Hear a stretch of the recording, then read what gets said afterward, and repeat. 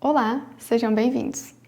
Nesta aula, nós vamos falar sobre advérbios de frequência, presente simples e presente contínuo. Esses são elementos da língua inglesa que nós utilizamos para falar sobre nossa vida e sobre o que acontece no mundo no geral ou que está em progresso. Bem, começando com os adverbs of frequency, ou os advérbios de frequência, que são elementos que apontam a frequência na qual as coisas acontecem ou a frequência na qual nós fazemos as coisas. Os adverbs of frequency são always, ou seja, uma frequência muito grande, a maior frequência, usually e normally, uma frequência menor, often, sometimes, occasionally, e a frequência vai diminuindo. Hardly ever e never. Nunca, never. Bem, vamos começar falando então sobre o always, que é um advérbio que indica que algo acontece sempre. Por exemplo, I always play video game. I always play video game. Eu sempre jogo videogame. Depois nós temos usually e o normally, que também apontam bastante frequência, mas uma frequência menor que o always. Por exemplo, I usually wear black. I usually wear black. Eu usualmente visto preto. I normally drink coffee. I normally drink coffee. Eu normalmente bebo café. Often.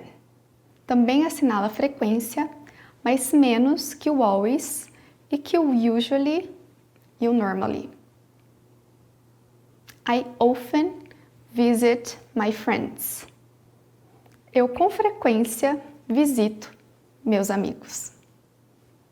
Sometimes. Às vezes. I sometimes watch TV. Eu, às vezes, assisto TV. Occasionally. Indica a frequência menor que o sometimes. I occasionally go to the gym. Eu ocasionalmente vou à academia. É uma coisa que eu não faço com muita frequência. Hardly ever. Pouca frequência ou quase nunca. I hardly ever swim. I hardly ever swim. Eu quase nunca nado. Never significa nunca. O always, então, significa 100%. E o never, 0. I never eat pasta. I never eat pasta. Eu nunca como macarrão. Nunca como macarrão. Bem, agora nós vamos começar a falar sobre o simple present, que também é conhecido como present simple.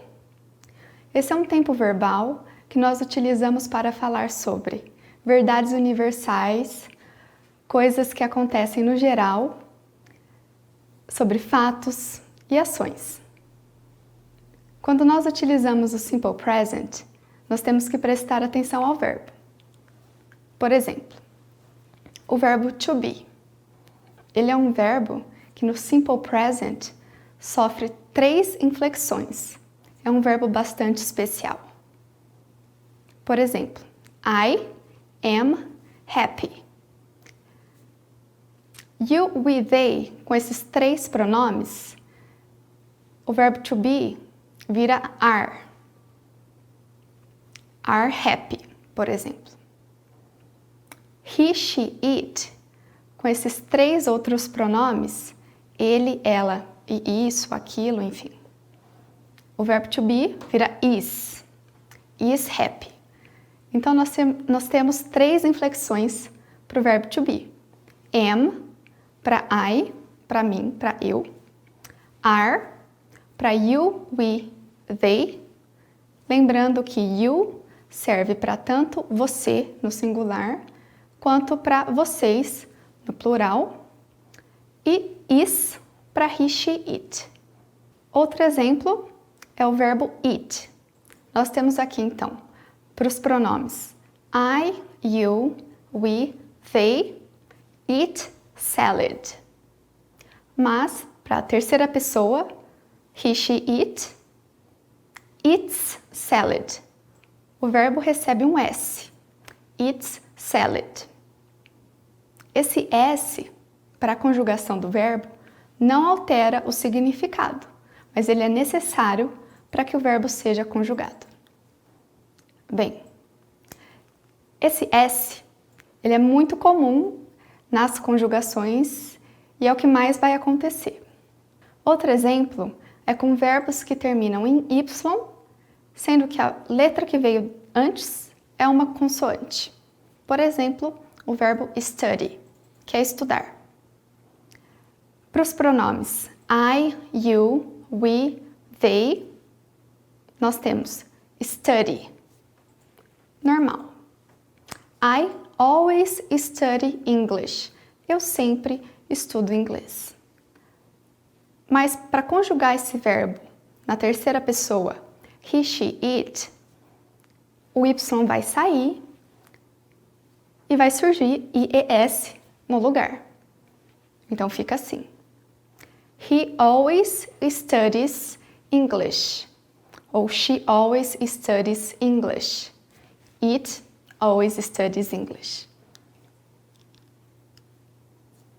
O verbo have, que é o verbo ter. Para I, you, we, they, o verbo have permanece have. Have good taste. Tem bom gosto. I have good taste. Mas na conjugação para he, she, it, na terceira pessoa, o verbo have sofre uma inflexão e se transforma em has. Então fica: he has good taste. She has good taste. Ou it has good taste. Ele tem bom gosto. Ela tem bom gosto. Isso, aquilo tem bom gosto. Lembrando que, embora que o verbo se transforme, isso só acontece para que ele seja conjugado. O seu significado não muda. O verbo kiss, que termina em S. SS. O verbo kiss, para I, you, we, they, permanece kiss. I kiss a lot. You kiss a lot. They kiss a lot. Eles beijam muito.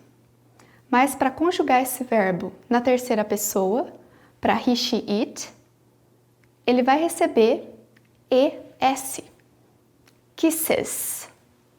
He kisses a lot. She kisses a lot. It kisses a lot. Ele beija muito. Ela beija muito. O verbo go, que termina com a letra O, ele vai receber, na conjugação do he, she, it, ES. Então, para os pronomes I, you, we, they, nós temos go to the gym. I go to the gym. You go to the gym. We go to the gym. They go to the gym. Eu vou para a academia. Nós vamos para a academia. Mas, para he, she, it, nós temos goes to the gym. He goes to the gym. She goes to the gym. It goes to the gym. Ele vai para a academia. Ela vai para a academia. Para fazermos perguntas no simple present, nós vamos precisar do verbo auxiliar do auxiliary verb do. Esse verbo auxiliar, ele recebe uma inflexão, também dependendo do pronome.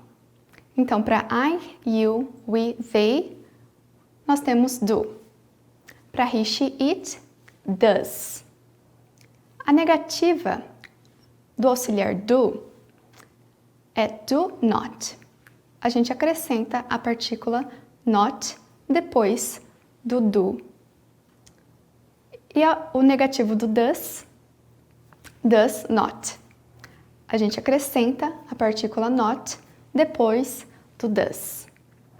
A forma contraída dessas negativas são don't, do not, don't, e a negativa do does not, doesn't.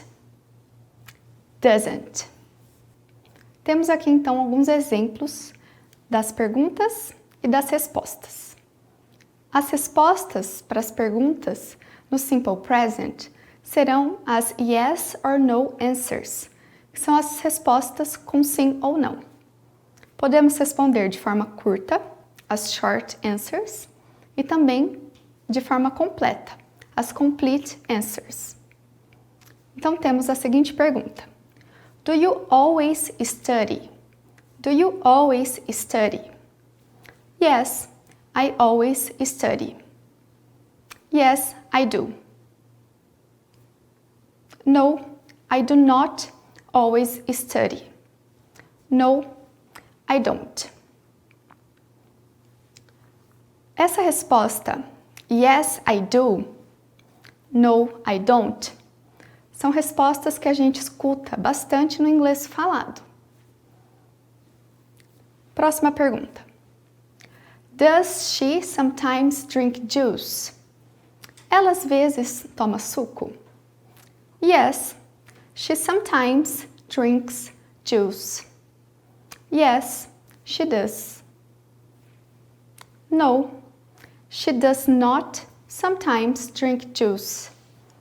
No, she doesn't. Mais uma pergunta. Do they often go to the movies on weekends? Do they often go to the movies on weekends? Eles vão com frequência ao cinema aos finais de semana?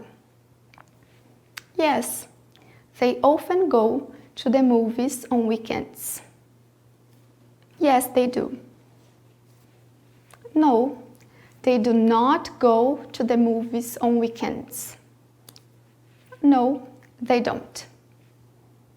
Does money grow on trees? Dinheiro cresce em árvore? Ou dinheiro cresce em árvores? Yes, it grows on trees. Yes, it does. No, it does not grow on trees. No, it doesn't. Presente contínuo. Bem, esse tempo verbal descreve ações que acontecem agora, no momento em que a gente está falando, ou que estão em progresso. A forma base para esse tempo verbal é o verbo to be com um verbo com ing. Por exemplo, you are studying English. You are studying English. Você está estudando inglês. A forma negativa para essa afirmativa seria, aliás, é you are not studying English. Ou seja, depois do verbo to be, nós colocamos a partícula not. You are not studying English. Você não está estudando inglês. Temos aqui alguns exemplos. I am drinking water. Ou I'm drinking water. Eu estou bebendo água. Na negativa, I am not drinking water. Ou I'm not drinking water. Eu não estou bebendo água. She is reading a book. She is reading a book. Ela está lendo um livro. She is not reading a book. She isn't reading a book. She isn't, a forma contraída então do is com o not. She isn't reading a book. Ela não está lendo um livro. Para a gente fazer perguntas no presente contínuo, a gente traz a partícula do verbo to be para o começo da frase. Por exemplo, Are you studying English? Are you studying English? Você está estudando inglês? As respostas para essas perguntas serão as yes or no answers. Por exemplo, Are you working? Você está trabalhando? Yes, I am working. Yes, I am. No, I'm not working. No, I am not. Is he cooking dinner? Ele está cozinhando o jantar? Yes, he is cooking dinner. Yes, he is. No, he's not cooking dinner. No, he isn't. Is she sending emails? Ela está mandando e-mails? Yes, she is sending emails. Yes, she is. No, she's not sending emails. No, she isn't. Bem, é isso. Espero que tenham aproveitado a aula. Até a próxima.